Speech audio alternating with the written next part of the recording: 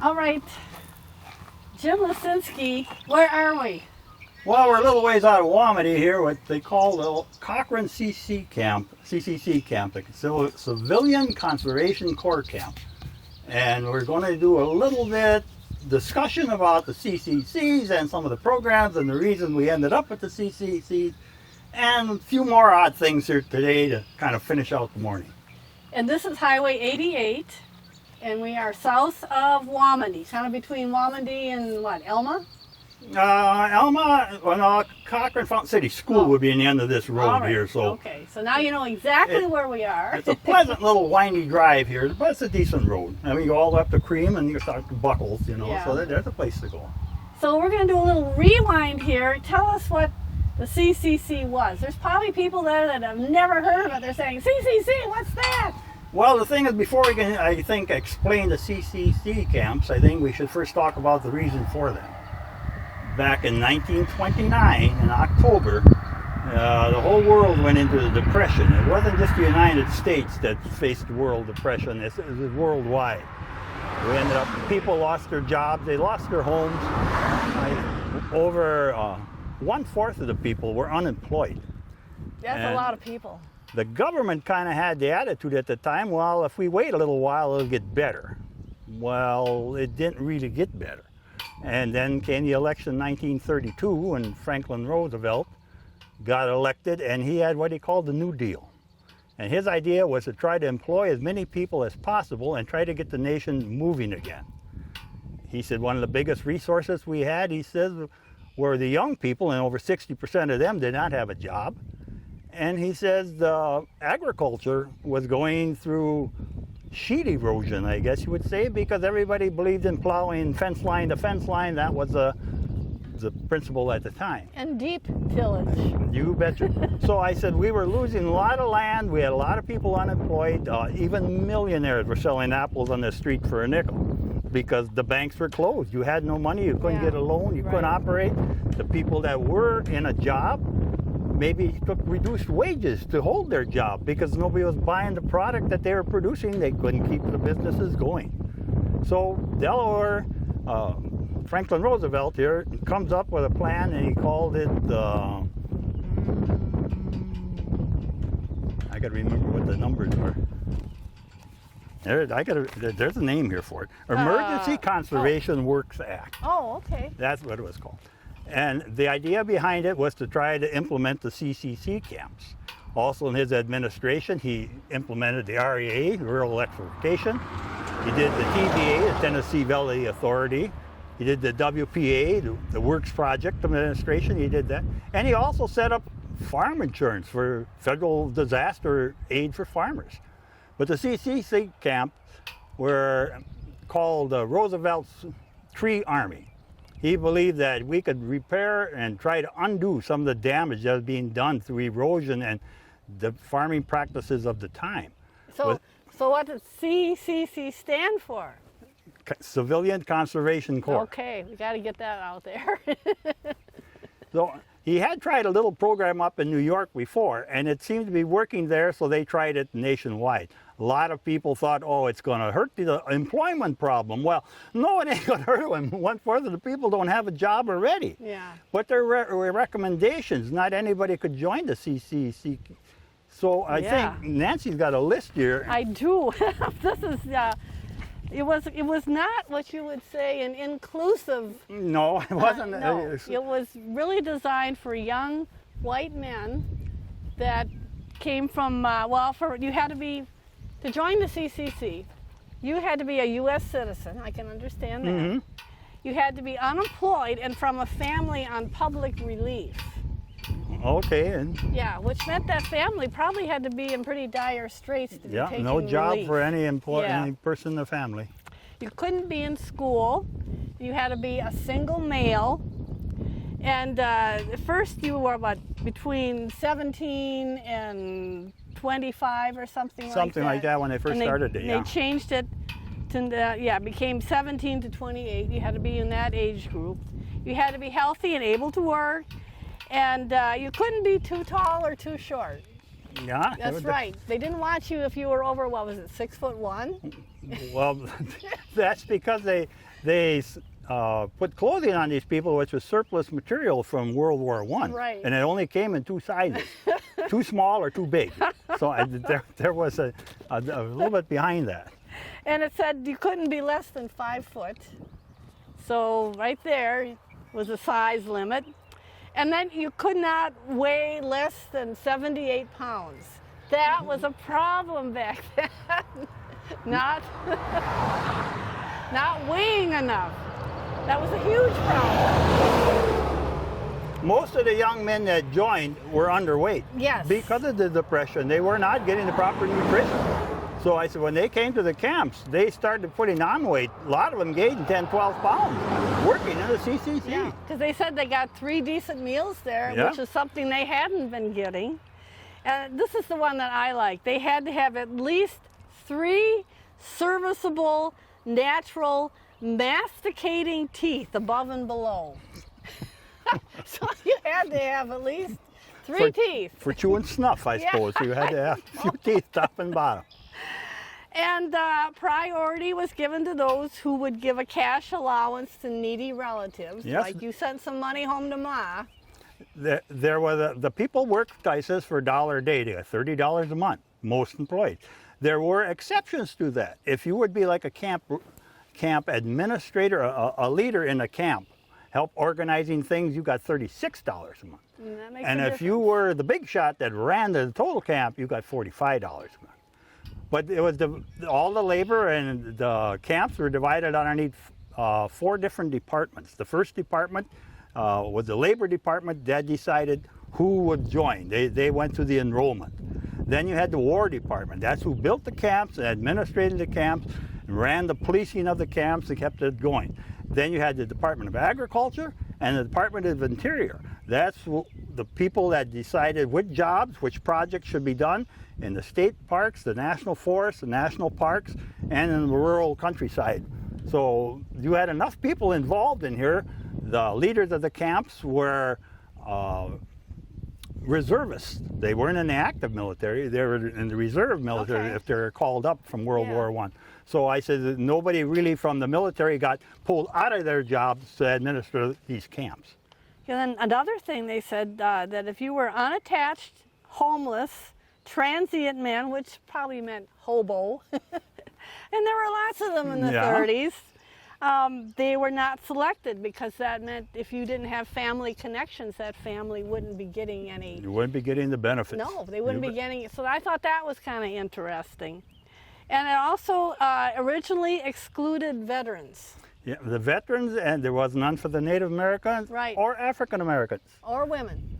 or women. Right, right. Yeah, after a while, when the WPA got started, the Works Projects Administration, then they started taking in some married men. You had to be over 28, you know, a young family, whatever. Uh-huh. And the perfect WPA project was like the dam in Independence. That dam there was built, I said, by the WPA with help from the Conservation Reserve here, I said, from the CCCs. Wherever we go in the county, I said, you see work from the CCCs that have been standing since almost 100 years now. Yeah. We Yeah. had a dedication program was just down here a little while ago. I don't know, we'll get into that a little bit here. Jim Bremer looked at this chimney down here in Yeah. the lowlands, and that's all that's left from the early Conservation Corps camp that used to stand here in these bottoms. It originally was started, there were camps all over, but each camp covered approximately an 8-mile radius. When the work was done that they were assigned to that area, the camps were portable. A portable camp took about 14 train cars to load the material all back on, disassemble the buildings, load it up, move to the next place, Yeah. set it back up. This camp came originally from Independence. Yeah, I said that. Independence sent Yeah. 30 people down here to start the original camp. And then there was more people added to it. And there's an aerial photo in 1938. You can see this camp quite plainly on the map. And it was a large camp. I said most of the buildings were here and the bottoms to the right side, but there's some here.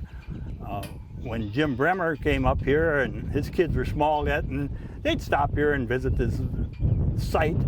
and he noticed that the chimney was really deteriorating. And he found enough volunteers in the community, and he got some backing, and they got permission from the landowner to work here, and they restored this chimney. They put it back together, they put a cap on it to help seal it so it'll last another 100 years. This was Camp Cochran, right? This was Camp Cochran. Okay. There were a number of camps set up around the area here. Yeah. I'd have to look at the list here. Well, there was one in Dodge, or outside of Dodge. Yeah, see, you had fixed camps and you had portable camps. And a fixed camp was like Black River, Winona, West Salem. This ended up being a fixed camp, Cochran. And I think what it is, it's been here over 4 years. That's probably what decided that it would be a fixed camp. When they were up in Gilmington, they were only there about 6 months. And they set up in tents, lived with a dirt floor in that tent, and it got into winter time and they were still up in Gilmington. And I don't think it was sunshine and blue skies all the time. So these guys had kind of rough conditions at that time, but they were put into a conditioning camp to try to put some meat on these guys and put a little bit of discipline into them, how it was going to be run. Yeah. Because a typical day would start like 6 o'clock would be reveille. Then you had to fall out at 6:30 would be flag raising. Then you had 15 minutes of calisthenics. Then would be 7 o'clock would be breakfast. And 7:45 already, you would be assigned your job. 8 o'clock, you're loaded up and you're on your way.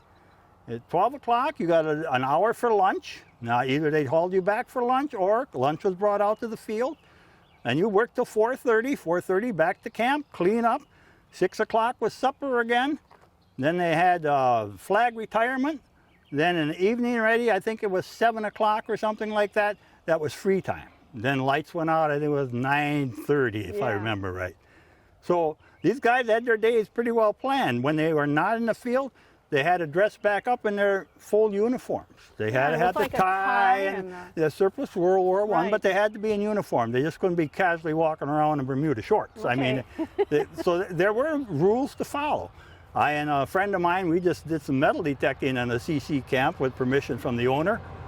And all we found was a bent up spoon, a few cutter keys, and enough nails to build a building because they were disassembled and hauled away. Yeah. But every day in a military camp, you do a police thing. You go around, pick up any rubbish, any scraps, any papers.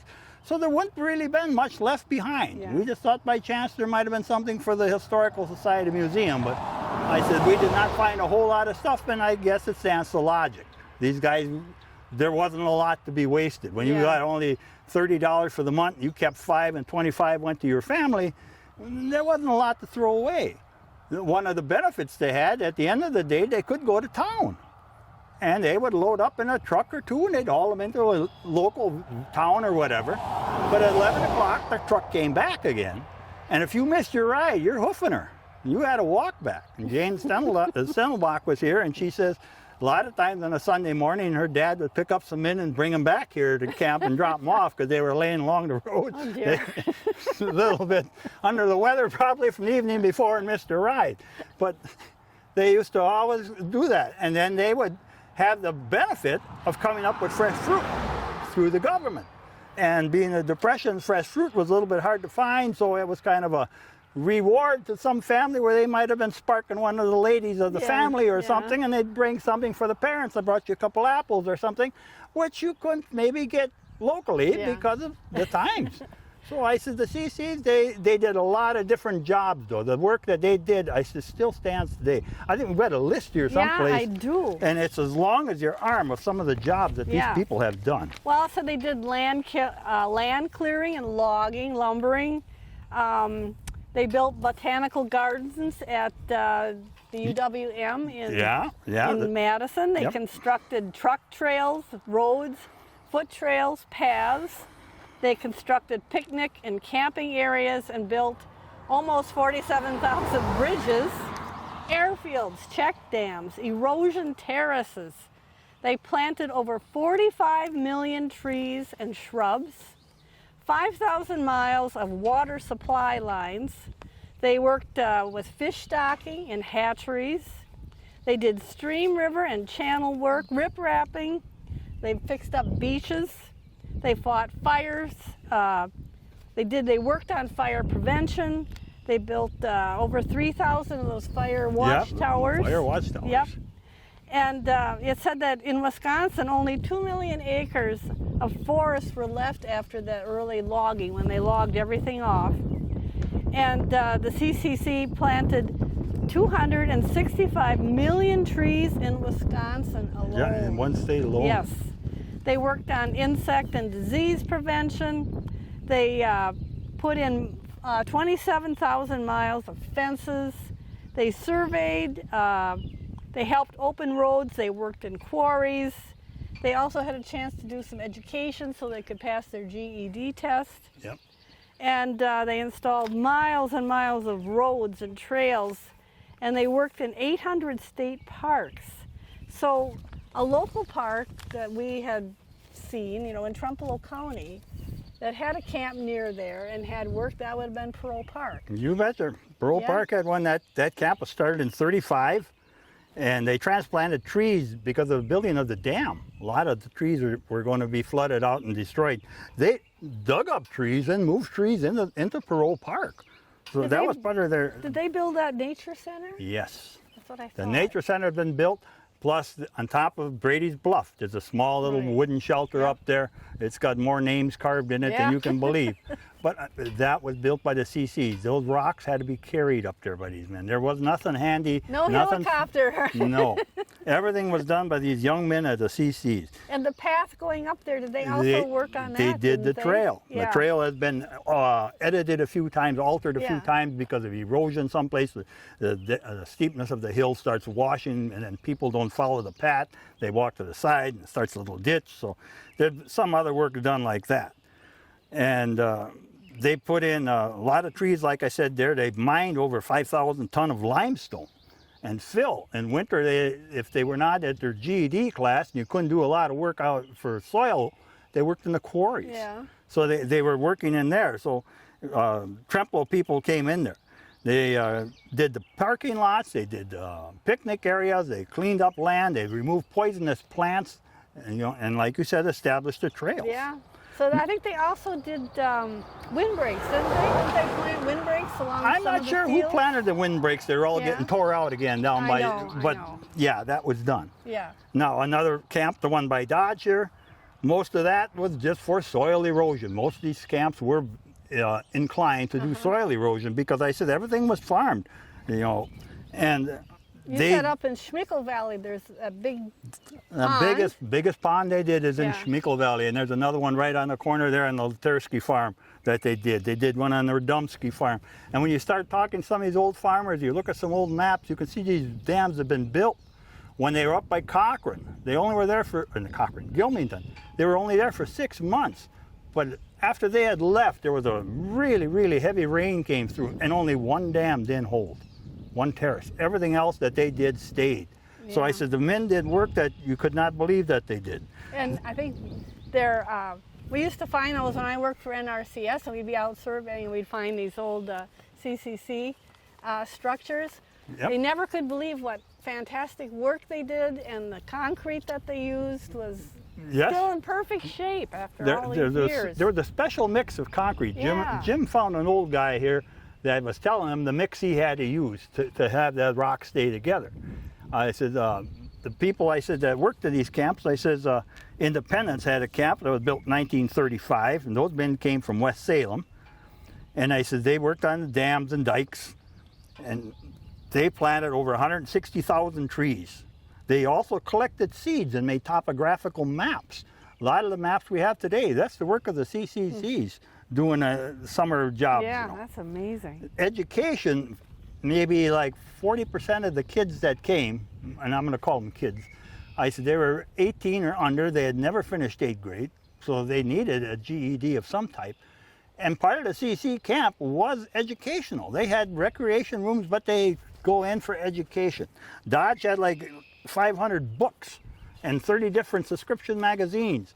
And these kids, if there was 4 or 5 of them wanted to do carpentry or to learn a trade as a mechanic, they brought in the teacher to help instruct them. So they had trades as they left the CCs. And the biggest thing, I guess, the CCs really did when World War II came, these men were conditioned, they knew how to take orders, they knew how to give orders.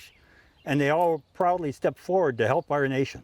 Well, this is interesting because my grandmother, and you would have had to have known her, when they first came up with the idea of the CCC, she was against it. She said, oh, Roosevelt is just teaching them how to be soldiers, you know, because she was pretty pacifistic. Well, there was a lot of people against the CCs because they thought, well, it's a big waste of money, and it costed less than $2 a day to implement it. Yeah. There was over 3 million people joined the CCs over its course time, but you were only in for 6 months, and you could not be in more than 2 years. You could extend your contract. Oh, I didn't realize that, just for 2 years. You only could be in the 6 months was the typical thing, and then if they could, they would try to let you go home and bring someone else from the family, try to rotate. So there was more to the thing than what we see on paper. And like I said, the only people that kind of remember the CCs, they're in their 90s now. I suppose, yeah. You know, like I said, Jane Stemmelbach, when she was here, she said that she was invited to 3 Christmas parties here with the CCs. And you know, she was just a little child, but she says she came to the buildings here and they had a Christmas get-together. And I suppose maybe it was a little bit fancier eating, you know. I says during the hard times, I says, I know a lot of people ate bread and lard, and I said they were proud of it because you had something to eat. Yeah, you had something to eat. I remember my mother saying, she says, kids would all kind of sit by themselves in the corner. They didn't want nobody to see what they were eating. But after a while, they found out we're all eating the same thing. So she said, and we all sat in a bunch. It made no difference. So you said that they don't really know what building this chimney was We're part not of? positive, but there are records, I believe. I think Jim said someplace in Virginia was records, and Roger Bamnick fished them up, and something's telling me up by maybe Rhinelander or someplace up in there are records, because he had some records he had found for the Dodge CC camp. And wherever that is, there could be the camp layout, because we have the camp layout for Dodge, and there were 4 barracks, and each barracks held you know, approximately 50 men. You had officer clubs, then you had the EM club, and the mess hall was always the biggest building that you had, you know, and then you rotated jobs. One day you were a dishwasher maybe this week, and next weekend you maybe were on garbage duty, and the following week you got moved someplace else. But the pay grade kind of fluctuated a little bit. You weren't always getting beat. So I says, it was organized, typical, just like the Army, military principle behind it, because it was run by military people. Right, yeah. But I says it was a really good thing for our country, and we did not really recover from the Great Depression until World War II. Everybody was struggling, trying to get back on their feet, but people were borrowing on credit. You could buy stocks. Some people bought 1 share of stock and charged 9 shares. Well, when somebody says you got to pay for them 9 shares, they didn't have the money. They lost their houses, they lost their homes, because nobody had any money. They went to the bank, started withdrawing money, the banks closed. Yeah, they said, we don't have any money, so then they'd call you, I need your money for your mortgage. Well, I don't have it. You're out in the street and they're trying to sell your house because somebody wants $1 that you don't have. It got to be a vicious circle.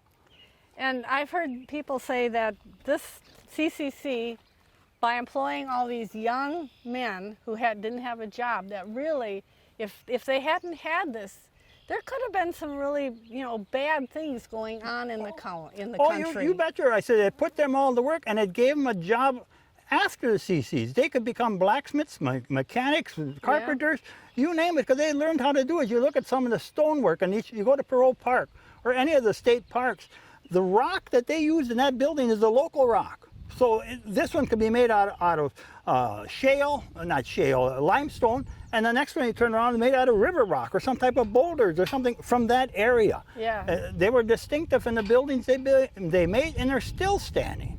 Yeah, so they were really well made. There were brains behind this stuff, and they said right now when they go back and try to reduplicate this stuff, it takes some thinking behind it, how to restore this without ruining the original structure, because they were so well put together. I think a lot of people were surprised that there had been a CCC camp right outside of Independence. You betcha. Off of Q out by Bethel Cemetery. And this winter there were pictures on Facebook. There's a page called Salesians of Trempealeau County that Vitus Campa has, and he had pictures of it.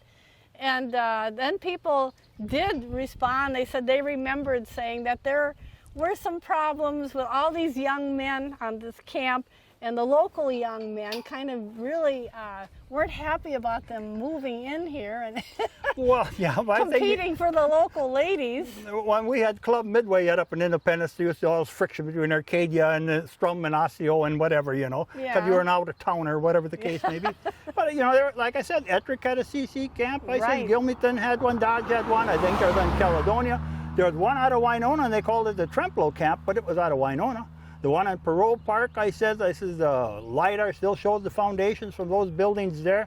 And we are only talking this little corner here. I said the first Yeah. camp in Wisconsin was the Brinks camp way up in Wabasha, Washburn. Right, way Washburn. up there by, way up north by the yeah, lakes, you know. yeah. And that was the first one. It was the fifth one built in the nation. I just watched the thing on that this morning, and that was There you go. See, so yeah. it pays to go on the computer and find things out. Yeah, there is stuff there. If you go to YouTube, you can find stuff on the CCC camps, and it is really interesting.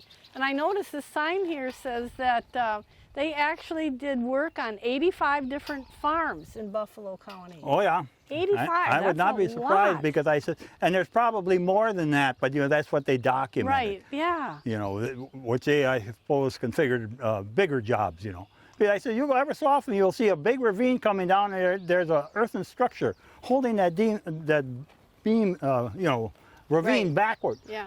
Built probably by the CCCs. Yeah, You'll amazing. find by Arcadia on the middle road, there's a dam drainage right there, a little spillway built out of concrete. Had to be CCC work, Yeah. you know. But like I said, how much of this work is documented, they were in some places 4 or 5 years. So the big projects probably got noted, and there was a little group working over there for a year or two over there. So a lot of them probably were not really documented well. And most of these projects did not cost the local community a lot of money. The labor was free, taxpayers picked it up. So I says the community itself did not have to come up with a lot of extra tax money to help sponsor these programs to save the counties. Now there's a picture here of the Buffalo City Bell Tower, and that was also built by these people from Camp Yes, Cochran? Camp Cochran built that. But like you said, I'm not sure if they just had surplus rock or what was the reason behind it. I didn't do the research on it.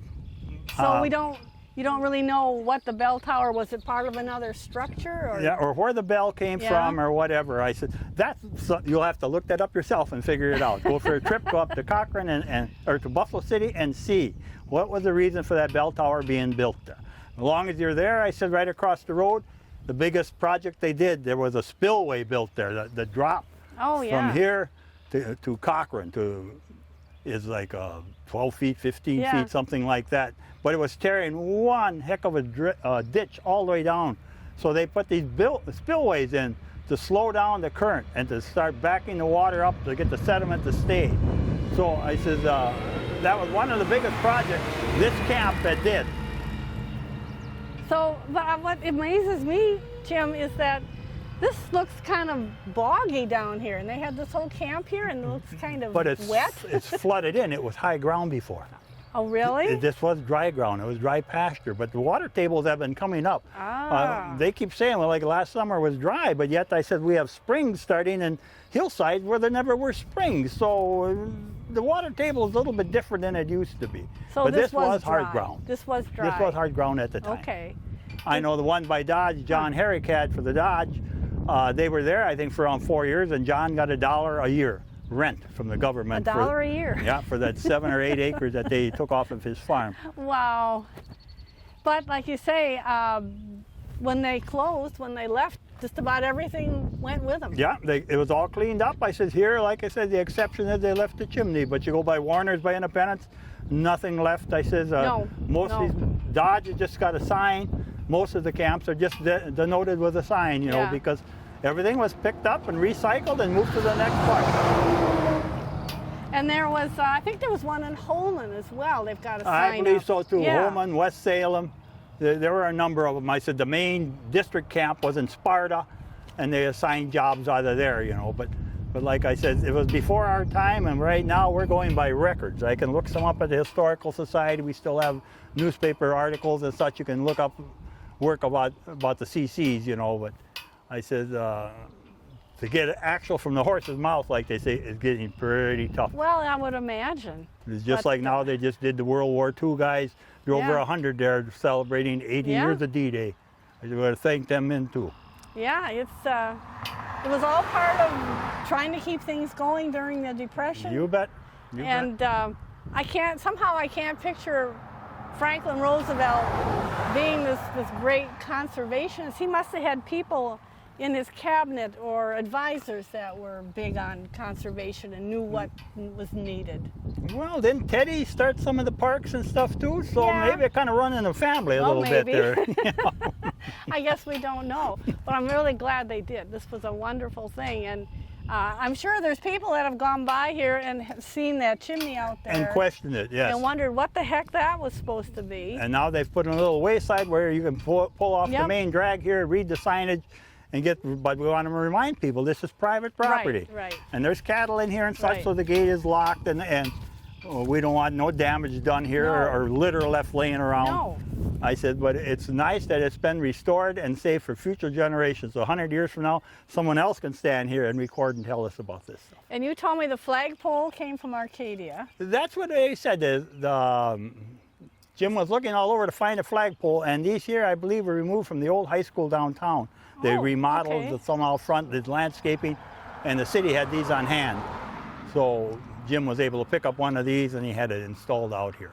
And who made this nice little kiosk signage here? You'll have to ask Jim. Jim Bremer. Yeah, because it's really nice. I did not get in depth on that to find Yeah. out. I said, I'm just glad that he did take the time and restore this. I says, for people to Losinski in there, I think it's Hubert. But I says, he would have been left-handed uncle on the right side or something like that. I'm not sure. Complicated. Okay, Yeah. Yeah. Yeah. But yes, I said there are a lot of people joined the CCs, and like you said, there were qualifications that you had to meet Yeah. to be a member of the CC. So it was a real good program. It was maybe socialistic in a way, but yet by the same extent, it helped turn our nation around, gave these young men something to do, put them to work, and the sense of belonging, Yeah. of accomplishment. Right. You Accomplishment. can't undermine that, No. because I said that those guys learned something that was good for a lifetime, and their work still shows it. And they were, they were doing something good for the country. Yep. And I had read that a lot of them said that when World War Two. II started, yeah, it was a very easy transition for them when they left the CCCs to join the service. It probably was even easier. Yeah. So anyway, we're down here, and this is still Wamandy Valley, correct? Yes, Yep. lower Wamedy. Lower Wamandy Valley on a nice day early in June, and this is really interesting about the CCCs, the Civilian Conservation Corps. And like I said, if you're interested, you go online, there's all kinds of stuff. If you go on YouTube, there's things that you can watch. So thank you, Jim, for coming down here and discussing this, because Well, it's been a pleasure to come down here and kind of discuss some history. I said, if you want, stop at the museum. If we're not open, there's a number to call. You can look up information on this and other projects that have been done in the community and the area, and see what's new and what's happening around the area. so Arcadia Museum has a display on the CCC? Not yet. Oh, you're working on it. They're working on different items, Yeah. but I said we have the literature as far as newspaper articles and things like that. Because like I said, during this time period, the CCs, there wasn't a lot of money, a lot of stuff got saved. Yeah. The clothes were military, so a lot of them got recycled and worn right back out again. So there wasn't a whole lot saved from the Depression, Yeah. It was reuse, return, and whatever else you could Oh, I possibly know. say to save it and recycle it, because during the Depression you couldn't buy none. I knew a feller by Dodge, he had a tire blow out in his tractor and he sewed it together with baling wire and that tire outlasted him, but you couldn't buy a new tire. Everything was rationed there. Second World War came right behind Yeah. that. So I said it put the stress on the whole nation. So everybody had to suffer a little bit for the freedoms we got today. And my parents, who grew up during the Depression, they wasted nothing. Nothing. They used to drive me nuts. That's where they used everything but the squeal. I think Yeah? that's where that came, Oh, because gosh, yeah. it was used up till it was more than gone. We Yeah. still saved it yet, because there might be a part left. Yeah. So anyway, if you need to take a drive someday, come by here. You can read the sign. You can look at